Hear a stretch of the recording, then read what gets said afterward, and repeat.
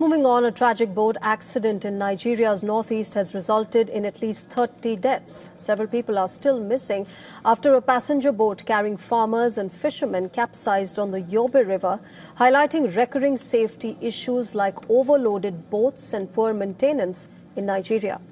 The police in Jigawa state confirmed this incident and said that the canoe capsized due to leakage. According to emergency services, out of the 52 passengers on board the boat, 13 were rescued and they're receiving medical aid.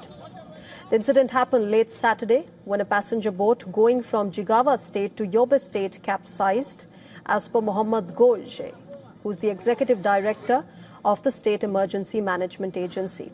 Rescue operations are still underway. It has been about 2 or 3 years since an accident like this last occurred. The reason such accidents happen is because of the overloading of boats by people. However, despite that, some measures were taken to avert that, yet we also call on the authorities to take firm action against overloading. Remember, boat accidents kill hundreds annually across Nigeria, often caused by overloaded boats, poor maintenance, or failure to comply with safety regulations. At least 30 passengers were killed when their boat capsized in September last, while 25 others died in similar circumstances in July.